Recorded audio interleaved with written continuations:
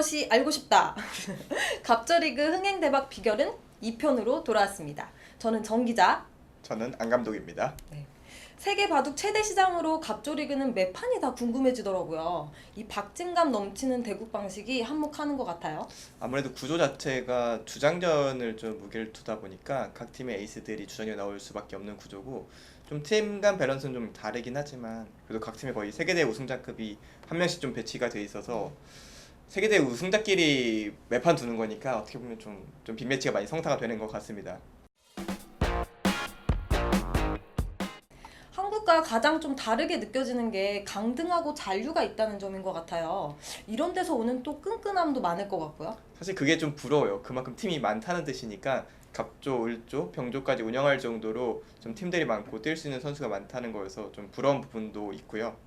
좀 아무래도 갑조 리그에 있는 게 굉장히 중요하기 때문에 아마 금액적으로 좀 차이가 있다고 들어서 그런 부분 때문에 갑조 리그 잔류를 위해서 선수 좀 많이 노력을 하고, 그래서 을조가 사실 엄청 박 터져요. 몰아서 두는데 네. 딱 두 팀만 올라가니까 올라가기가 되게 힘들거든요.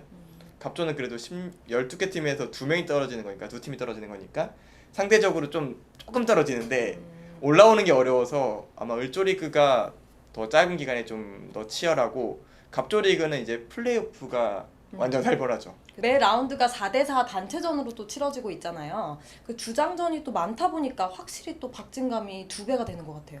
그럴 수밖에 없는 게 주장전의 가치가 더 커요. 주장전만 이기면은 팀이 승점을 가져올 확률이 굉장히 높아지기 때문에 굉장히 중요한데, 또 재밌는 거는 주장전만 이긴다고 승점을 가져오는 건 아니에요.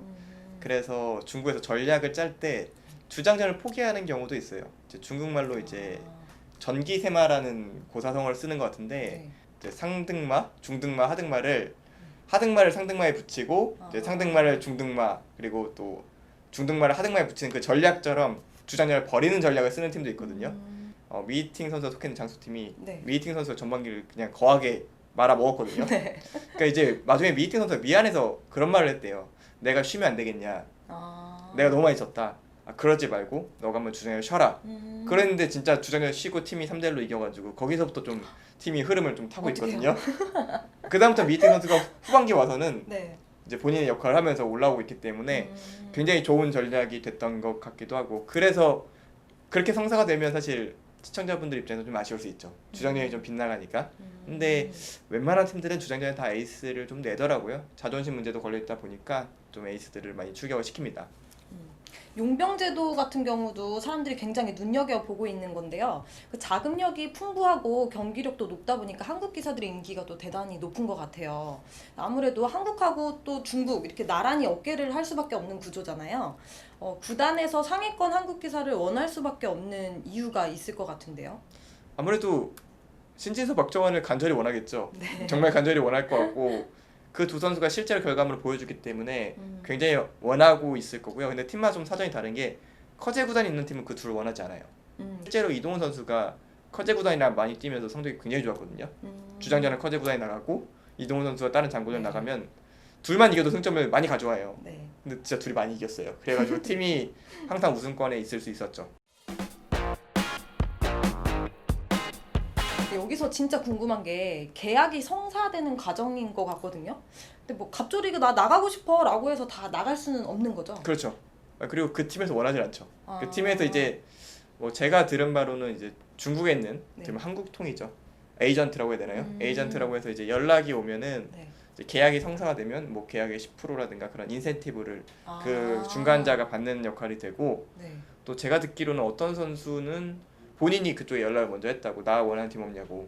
그 에이전시한테. 네. 아. 그래서 에이전시랑 해서 이제 계약을 맺기도 하고 관리를 좀 해주죠. 네. 이런 걸 연락도 해주고 누구 오는 것도 얘기해주고, 뭐 금액적인 부분도 그 중간에서 좀 조율을 해주고, 좀 그런 역할을 하는 걸로 알고 있습니다. 한국말 하시는 분이 네, 그렇죠. 전화해서 네, 아 여기 뭐 에이전시인데 어디를 뭐 계약을 하겠느냐 막 해서 이렇게. 네, 한 분은 뭐 개인적으로도 아. 몇 분 뵌 적이 있는데 한국을 되게 잘하세요. 그러기 때문에 뭐 연락하는 것 자체가 좀 어렵지 않고요. 뭐 그렇게 해서 좀 계약이 성사되는 걸로, 물론 제가 중리그를 갈 실력이 안 돼서 한 번도 못 해보긴 했습니다만 그렇게 되는 걸로 알고 있습니다. 신진서 선수 같은 경우는 올해 1승당 10만 위안 약 한 1,700만 원 정도 된다고 해요.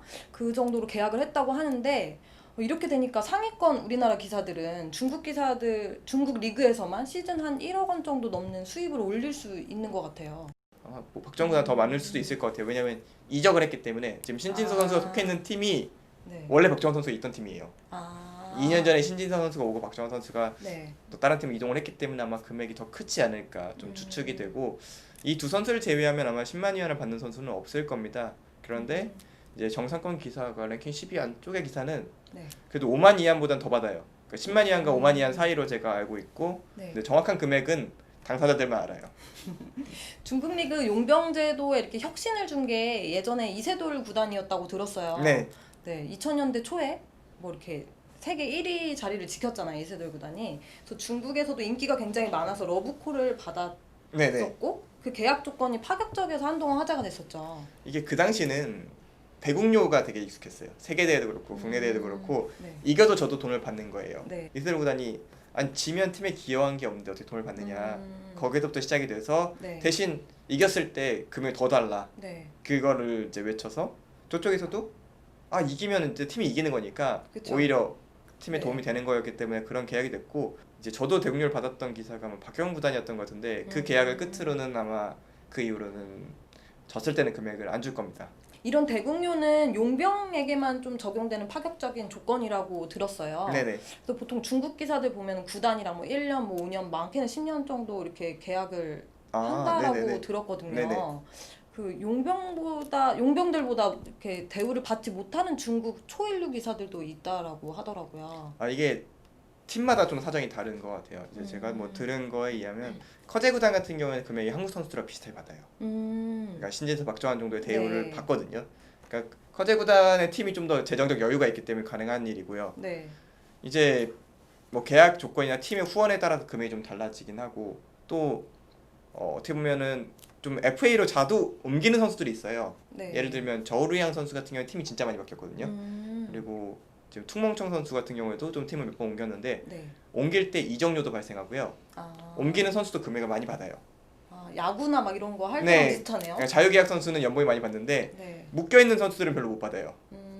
묶여 있는 선수들은 아마 그 지역 출생으로 일찌감치부터 육성을 해줬고 말씀하신 대로 장기 계약에 묶여 있어서 연봉을 조금밖에 받을 수가 없는데, 이제 그 선수들의 고충이 있죠. 그러니까 네. 이제 자존심도 상하고 돈도 못 받고 그쵸. 막 이런 건데, 장점은 그 선수들한테 원래 기회를 많이 줘요. 그러니까 이 선수들이 결국 커서 역할을 해준다는 걸 알고 있기 때문에 좀 성적이 좀 밑에 가 있어도 많이 투입을 해주고, 그러면 실력이 안 돼도 갑조리그에서 많이 배우면서 올라가는데, 이제 올라가고 나서는 이제 화가 나는 거죠. 그쵸. 아마 중국 리그 내에서도 좀 불만은 있을 텐데 계약이 돼 있다 보니까 좀 그런 얘기가 어떻게 바뀌지는 않는 것 같아요. 그 용병만 좀 다르게 대국료를 책정한다 이런 거에 대한 좀 생각이 있으실까요? 당연한 거 아닐까요? 지금 한국에 두고 있으니까 좀 이상해 보이지만 네. 한국 선수들은 자기 집이 아니라 중국에 가서 타국에 가서 힘든 대국을 하고 돈을 받는 거기 때문에 당연히 선수들이 많이 받는 한국 선수들이 많이 받는 게 당연하다고 생각하고, 만약에 한국 파동 리그에서 용병 제도가 생긴다면은 당연히 중국 선수들이 한국 선수들보다 더 받는 게 자연스러워질 것 같아요. 제 개인적인 생각으로는. 실제로 뭐 다른 스포츠들 뭐 야구라든가 배구라든가 농구라든가 국내 선수들보다는 용병 선수들 돈을 더 많이 받거든요. 네. 그건 좀 당연한 거라고 저는 생각을 합니다. 양딩신 선수가 제가 알기로는 좀 담백하게 인터뷰하고 좀 조용조용할 네네. 것 같은 스타일인데, 양딩신 선수가 그 인터뷰를 했는데 용병하고 싸울 때마다 굉장히 화가 난다고. 그럴 수 있을 것 같아요. 네. 왜냐면 이제 양등칭 선수라든가 미이팅 선수가 제가 알기로는 굉장히 적은 금액을 받으면서 뛰고 있는 주장들이거든요. 네. 그리고 매 경기 주장에 나오는 게 당연한 선수들이고, 그런 선수들이다 보니까 좀 그래서 기운이 좀 빠지긴 할 것 같아서, 이게 중국 갑조리그는 좀 운의 영향이 큰 게 네. 양딩신이나 미이팅보다 실력은 약하지만 돈을 많이 받는 기사들도 많거든요. 그러니까 이게 참 어떻게 보면은 억울할 수 있는 그런 네. 구조라고도 생각이 돼요. 2018년에를 좀 이렇게 보니까 용병 경우에는 이런 이렇게 불만들이 많아서 그런지 출전 제한을 좀 뒀다라고 알려져 있더라고요. 뭐 그것도 있고 아마 그런 것도 있을 겁니다. 대국수 자체가 네. 당시는 이제 26라운드로 진행이 되는데 네. 한국 선수가 26판을 가져가게 되면 그만큼 중국 선수가 출전을 못 하는 거잖아요. 그러니까 유망주 육성과 재미 두 가지를 잡기 위해서 절반의 조항을 뒀는데, 이제 남자 갑조리그 같은 경우에는 바뀌었죠. 매 라운드 한 경기로 하는 걸 바뀌다 보니까 네. 만약에 선수 제한을 두면 그 예를 들어서 커제대 박정원, 커제대 신진서가 안 나올 수가 있기 때문에 그렇죠. 그거는 안 돼서 아마 전경기 출전으로 바꾼 것으로 알고 있습니다. 그 연고지도 굉장히 좀 중요해 보이더라고요. 근데 한국은 좀 생각해보면 연고지에서 원정 경기를 했던 기억이 조금 있거든요, 예전에. 네네. 근데 요즘엔 좀 많이 줄어든 것 같긴 한데 그 지자체에서 출전하는 경우는 좀 다르긴 한데 딱히 뭐 연고지가 이렇게 중요해 보이진 않거든요. 한국이 좀 땅이 좀 작기도 하고 네.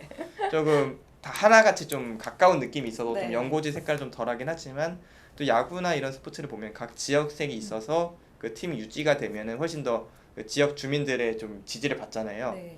근데 바둑 같은 경우에는 제 생각에는 연고제 제도가 정확하게 되려면은 구단제가 먼저 이루어져야 되는 게 아닌가 싶어요. 각 팀에 있는 선수가 예를 들어서 박정환 선수가 10년 동안 뭐 어느 팀에서 딱 뛰고 있으면 신진서 박정환 둘 다 내가 좋아하지만 그래도 박정환 선수가 우리 팀이니까 나을 거야. 그렇죠. 이렇게 될 거고 반대로 신진서 구단이 어느 한 팀에 10년 동안 뛰었다면 아 박정환보다 신진서를 응원해야지 이런 생각을 할 수도 있고 이 두 선수가 아니더라도 뭐 신민준, 변상일, 이동훈 뭐 이런 선수들이 주장으로 뛰고 있는 연고지 시민들, 주민들 같은 경우에는 이 선수들이 세계대회 우승하길 바라지 않을까요? 네. 뭐 예를 들어서 충칭의 구리 같은 경우에는 지금 17년 동안 근속을 하고 있는데 그런 것처럼 뭐 예를 들어 서울의 이창호 아니 전주의 이창호 20년 동안 근속을 한다면 전주 시민들은 정말 이창호 구단만 응원하지 않을까 개인적으로 생각을 합니다. 중국 같은 경우는 한 번 팀이 되면 좀 전에 말씀하신 것처럼 구리 하면 딱 충칭이 네네. 떠오르잖아요. 이런 걸로 봐서는 출신 지역 선수 이게 굉장히 좀 중요해 보이는데 네네. 네, 그 지역 어때요? 팀원이 좀 가능한 거죠? 다른 지역에 있어도? 그렇긴 한데 웬만하면 자기 지역 출신인 것 같아요. 그 공부를 어디서 끝내느냐라는 부분이 되는데 기본적으로는 상하이 같은 경우에도 뭐 리에이칭이라든가 뭐 후야오이 다 상하이 출신 선수들이거든요. 네. 그러니까 그렇게 쭉 가는 경우가 많은 것 같고 음, 뭐 양진신이나 구리 이런 충칭도 있는데 아마 지역에 선수가 없으면 좀 영입을 좀 하는 것 같고 그래서 조류양 선수가 어디서 태어났는지가 사실 궁금해요. 굉장히 많이 돌아다니거든요. 네. 이 선수의 제가 출생지까지는 잘 모르는데 조류양 선수가 팀을 정말 많이 변경을 했고 어떻게 보면 킹메이커로서의 역할을 많이 했죠. 왜냐면 팀이 어느 정도 네. 각 지역으로 밸런스가 맞아 있는데 세계대회 우승자 출신인 저루양이 들어오면 무게중심이 이쪽에 실릴 수밖에 없으니까 그런 킹메이커 역할을 아마 저루양 선수가 꽤 오래 했습니다. 소속팀에서 비행기 티켓, 뭐 호텔, 숙식비 이런 거 전액 지원 많이 네. 해준다고 하셨잖아요. 그러니까 소속팀에서 이렇게 알아서 팍팍 지원해주면 되게 선수들이 좀 의욕이 막 활활 타오를 것 같아요. 대우를 잘해주면 당연히 의욕도 네. 올라가고 이 계약 구조가 재밌어요. 계약 구조가 어떤 계약 같은 경우에는 판당 계약도 있지만 예를 들어서 일정 승수로 오르면 판당 대국력 오르는 경우도 있어요. 그러니까 좀 그런 것 때문에 대우를 잘 해주면 더 힘이 나기도 하고 그리고 계약을 잘해야지 이런 생각도 많이 하는 게 대국수 조항이 없으면 네. 작년에 거의 서른준 선수가 거의 못 뛰었거든요. 네. 맨날 대기는 하고 있는데 못 뛰고 음. 그러면 좀 기운도 빠지고 그러기 때문에 그런 계약 조건이라든가 혹은 팀 내 사정 약한 팀 좀 뎁스가 좀 얇은 팀에 가면은 더 많이 뛸 수가 있고 좀 그런 부분을 좀 신경 써서 이런 식으로 계약을 하는 게 한국 선수들한테 좀 유리하지 않나 생각을 합니다. 갑조리그 관련돼서 궁금해하시는 분들이 굉장히 많았는데 네, 오늘 안영준 프로랑 2부에 걸쳐서 갑조리그에 대해서 알아보는 시간을 가졌어요. 좀 이런 계기를 통해서 많이 알고 많이 좀 시청해 주셨으면 좋겠습니다. 한국 프로 기사들이 국위선양할 수 있도록 변함없는 응원 부탁드리면서 지금까지 정 기자와 안 감독이었습니다. 근데 대공료가 그래도 센 편 아니에요? 중국 애들이요? 아니요 안 쓰세요. 안 세더라고 보니까. 미팅이 제일 조금 받는다 그랬는데 미팅이 한 판 이기면 180만 원? 10분의 1 받는다 그랬는데 심하다 걔는. 미팅이 진짜 의외다. 근데 양진 씨는 더 그런 게 작년에 무보수로 뒀어요. 작년에 그 충칭 팀에서 후원 잘 못 구해가지고 팀에 연봉이 안 나와서 구리가 많이 둔 게 무보수라서 구리가 많이 뒀어요.